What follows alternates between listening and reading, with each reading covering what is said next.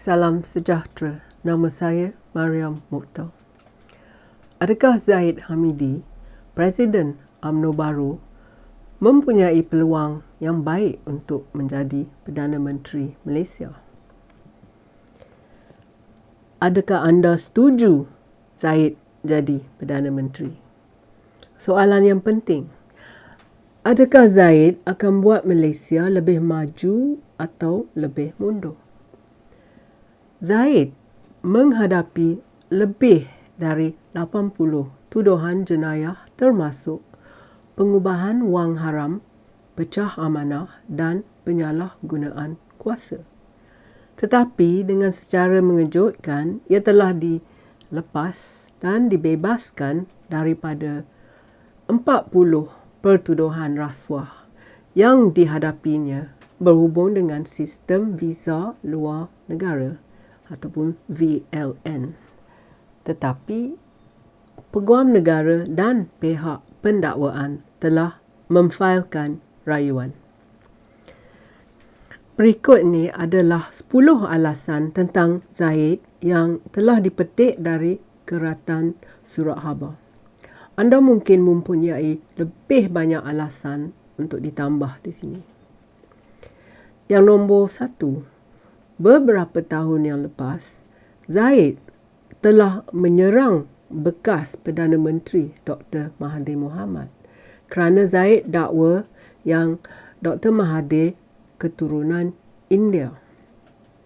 Tetapi kedua ibu bapa Mahathir adalah orang Malaya, iaitu sebelum Malaysia ditubuhkan.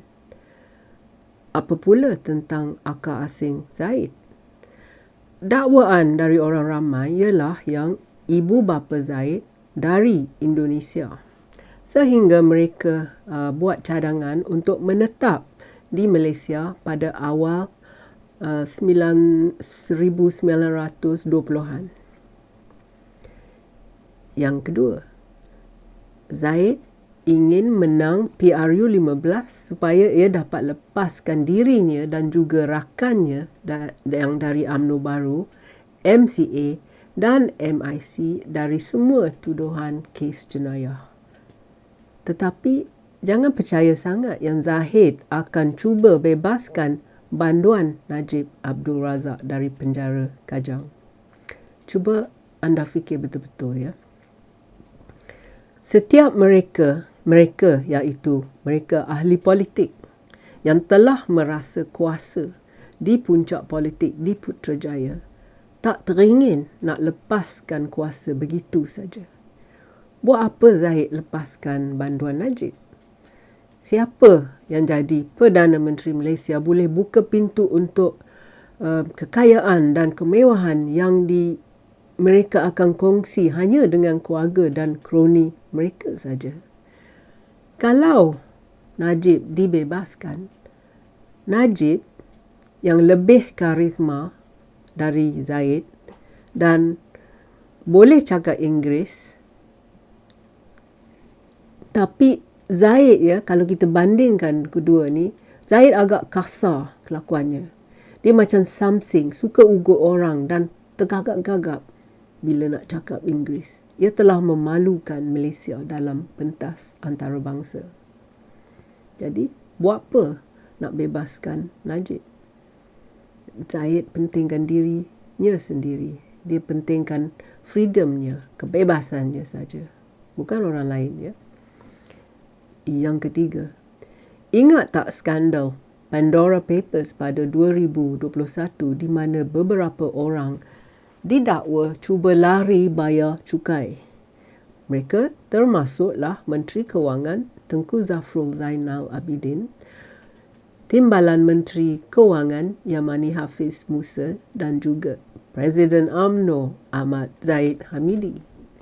Mengapa Zahid nak bawa duit keluar dari Malaysia? Yang keempat, Zahid tidak suka wartawan dari media alternatif yang dituduhnya suka berputar belit. Dia telah memberi amaran kepada beberapa wartawan dan berkata bahawa dia meneliti setiap langkah mereka dan setiap perkataan mereka.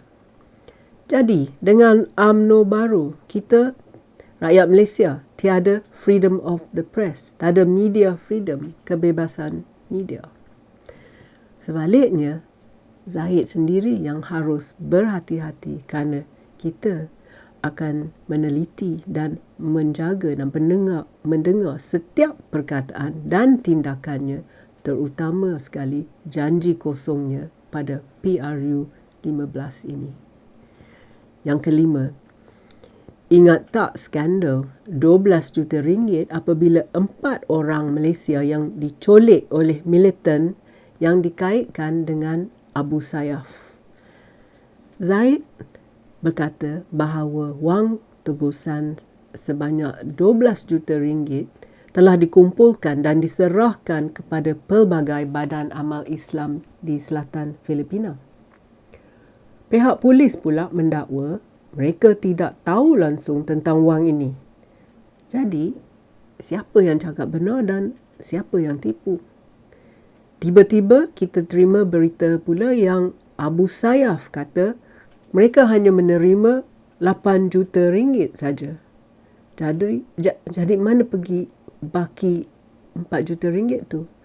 Apa yang telah berlaku di sini? Siapa polok duit tu? Yang keenam, Umno-Baru diuruskan sebagai satu keluarga, a family, a big extended family. Kalau ada member keluarga yang buat jahat, semua dalam keluarga tu tiba-tiba jadi buta, pekak dan bisu. Mereka akan nafikan apa yang orang ramai syaki. Seperti 1MDB, di mana Najib curi duit rakyat. Dan satu kabinet Umno-Baru BN telah nafi kecurian ini.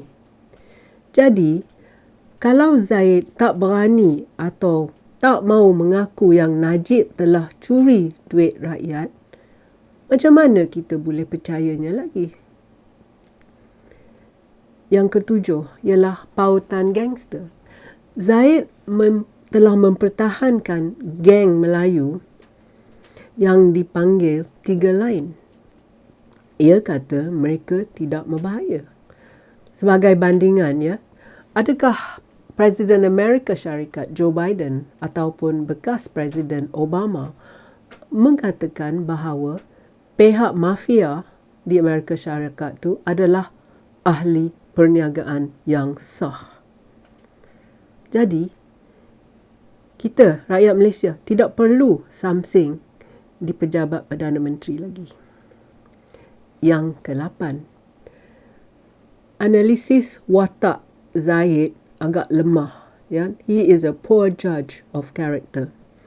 Pada bulan Januari 2015, Zahid menghubungi Biro Penyiasatan Persekutuan iaitu FBI di Amerika Syarikat untuk mengatakan bahawa ketua ataupun kingpin perjudian yang bernama Paul Fua beri perkhidmatan yang berharga dalam keselamatan negara Malaysia. Tetapi PDRM, Polis di Raja Malaysia mengatakan bahawa Pua tu adalah ahli triad 14K, 14K. Tetapi Zahid masih mempertahankan Pua yang dituduh oleh Amerika Syarikat memulakan sindiket perjudian haram di Amerika. Jadi, mengapa Zahid ni tak tahu nak analisa karakter orang? Yang ke-9, Zahid memujuk Ismail Sabri untuk memanggil PRU awal. Walaupun kedua mereka sedar yang bah dan hujan akan melanda negara dalam musim tengkujuh ni, tetapi apa mereka peduli? Zahid janji bahawa Ismail akan kekal sebagai Perdana Menteri selepas kalaulah mereka menang PRU 15. Ismail terlalu naif. He's too naive, too trusting as well. Zahid pentingkan dirinya sendiri dan ia takut masuk penjara nak jadi teman pada rakannya Najib. Dan yang ke-10, saya pasti anda setuju yang kita perlukan darah baru untuk memimpin negara. Dan kalau dalam proses PRU 15 ni Umno-Baru hancur, biarlah, tak apa. Selama lebih 6 dekad, ahli politik Umno-Baru telah jahanamkan Malaysia. Tengok sekarang ni, perkauman, ekstremisme agama, kemerosotan ekonomi, pencemaran alam sekitar. Ini semua kerja Umno-Baru. Kita tidak perlu orang yang tercemar oleh penyakit Umno-Baru. Kita mesti tolak Zahid Hamidi keluar. Jangan lupa ya, sila undi dalam PRU 15 dan tolong selamatkan Malaysia. Terima kasih kerana sudi menonton. Jumpa lagi. Kalau anda suka video saya, sila tekan like dan subscribe pada channel YouTube saya. Pertimbangkan menyertai laman Patreon saya. Terima kasih.